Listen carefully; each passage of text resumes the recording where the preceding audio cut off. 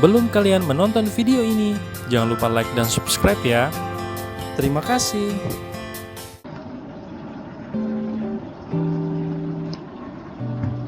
Assalamualaikum warahmatullahi wabarakatuh. Apa kabar sahabat belajar? Semoga kalian dalam keadaan sehat sehingga bisa mengikuti pembelajaran pada pertemuan kali ini. Dan semoga kalian masih tetap semangat meskipun kita dalam pembelajaran secara online. Bertemu lagi dengan Ibu, yaitu Ibu Siti Mahmudah dari SMPN 28 Kota Tangerang. Pada kesempatan kali ini, Ibu akan membahas tentang pewarisan sifat pada makhluk hidup. Kompetensi dasar pada pertemuan kali ini yang pertama adalah 3.3 menerapkan konsep pewarisan sifat dalam pemuliaan dan kelangsungan makhluk hidup. Yang kedua, 4.3 menyajikan hasil penelusuran informasi dari berbagai sumber terkait tentang tanaman dan hewan hasil pemuliaan. Tujuan pembelajaran kita kali ini adalah yang pertama, mendeskripsikan materi genetik yang bertanggung jawab dalam pewarisan sifat.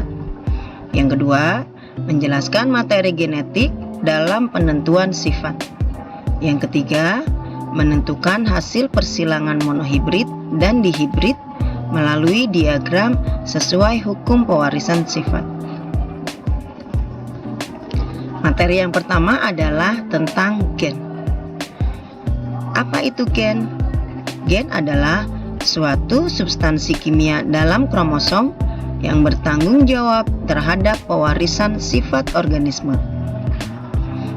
Fungsi gen adalah yang pertama, mengatur perkembangan dan metabolisme individu. Yang kedua, menyampaikan informasi genetik dari satu generasi ke generasi berikutnya. Yang ketiga, sebagai jarak tersendiri dalam suatu kromosom. Kemudian, gen terdapat di dalam kromosom dan menempati tempat-tempat tertentu, yaitu di dalam lokus-lokus kromosom. Sahabat belajar, apa sih kromosom itu? Kromosom pada sel eukariotik berada di dalam inti sel. Pada saat sel tidak sedang membelah, kromosom berbentuk benang-benang halus yang disebut benang-benang kromatin. Kromosom pada manusia dan makhluk hidup yang berkembang biak secara seksual dibedakan menjadi dua macam. Yang pertama, autosom, yaitu kromosom yang mengatur sifat-sifat tubuh selain jenis kelamin. Kromosom tubuh atau autosom manusia ini berjumlah 22 pasang atau 44 buah. Yang kedua adalah kromosom gonosom atau yang disebut sebagai kromosom seks. Kromosom seks yaitu kromosom yang khusus menentukan jenis kelamin. Kromosom seks pada manusia berjumlah 2 buah yang terdiri dari laki-laki XY dan perempuan adalah XX. Berjumlah 2 pasang berjumlah 2 terdiri dari 1 pasang. Dengan demikian, jumlah kromosom pada manusia ada 23 pasang. 22 pasang adalah kromosom tubuh, 1 pasangnya adalah kromosom seks. Kromosom pada laki-laki ditulis 44 AA plus XY, sedangkan kromosom pada wanita atau perempuan adalah 44 AA plus XX. Materi selanjutnya adalah persilangan. Persilangan adalah proses menggabungkan dua sifat yang berbeda dan diharapkan mendapatkan sifat yang baik bagi keturunannya. Ilmuwan yang pertama kali meneliti tentang persilangan adalah George Mendel. Pada persilangan ini, George Mendel menentukan simbol-simbol pada persilangan. Contohnya adalah simbol P, simbol F, simbol F1, simbol V artinya induk atau parental, atau orang tua. Simbol F itu adalah keturunan atau filial. Simbol I-nya keturunan pertama. Simbol F2 artinya keturunan kedua. Kemudian gen. Gen menurut John Mendel ini diberi simbol dengan huruf besar dan huruf kecil. Huruf besar menentukan sifat dominan, sedangkan huruf kecil menentukan sifat resesif. Sahabat belajar, apa sih sifat dominan dan sifat resesif?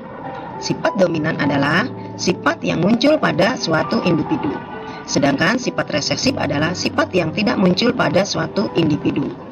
Meskipun sifat resesif tidak muncul, tetapi ada pada suatu gen tersebut.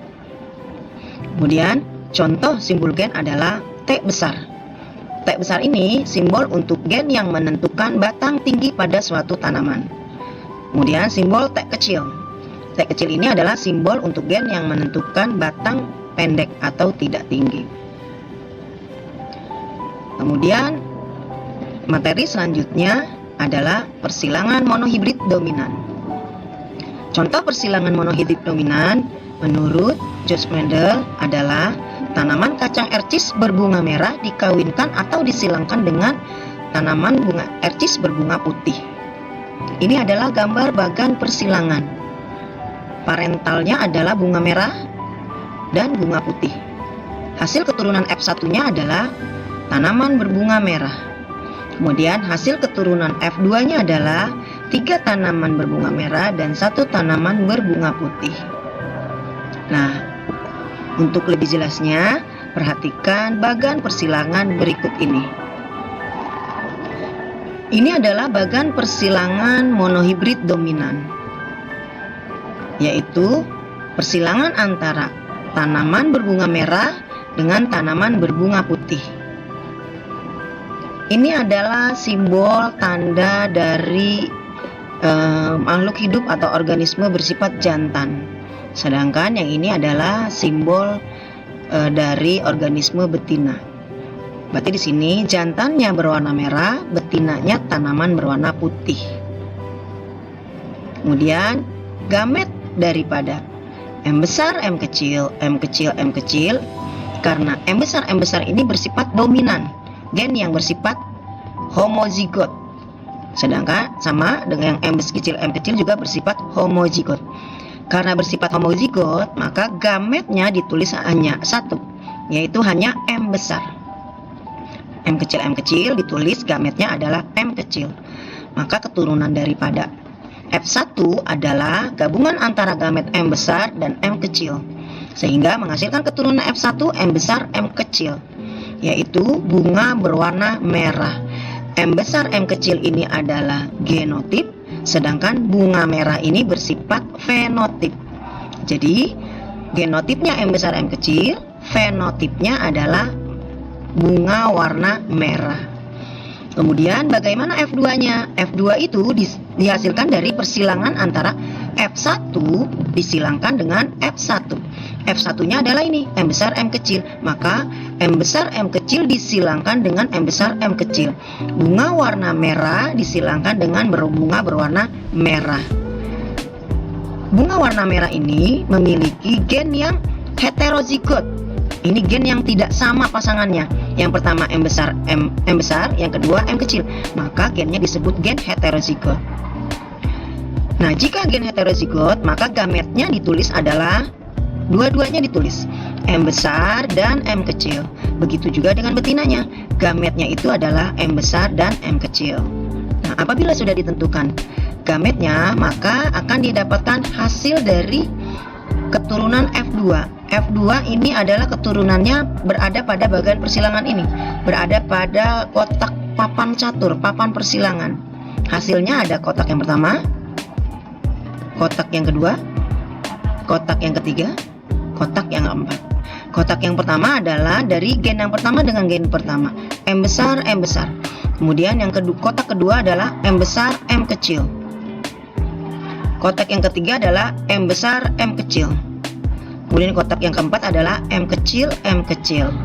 Di sini ada 4 kotak, pertama, kedua, ketiga, keempat. Kotak pertama adalah M besar, Kotak yang kedua adalah M kecil M besar M kecil. Kotak yang ketiga adalah M besar M kecil. Dan kotak yang keempat adalah M kecil M kecil. Maka perbandingan genotip dan fenotipnya adalah perbandingan fenotip, yaitu bunga merah berbanding dengan bunga putih.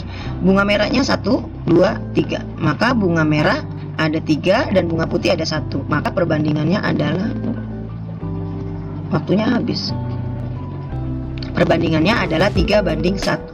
Sedangkan perbandingan genotipnya adalah M besar M besar, M besar M kecil, M besar M kecil, M kecil M kecil. M besar ada 1, M besar M kecil ada 2, M kecil ada 1, sehingga perbandingan genotipnya adalah M besar berbanding M besar M kecil berbanding M kecil adalah 1:2:1.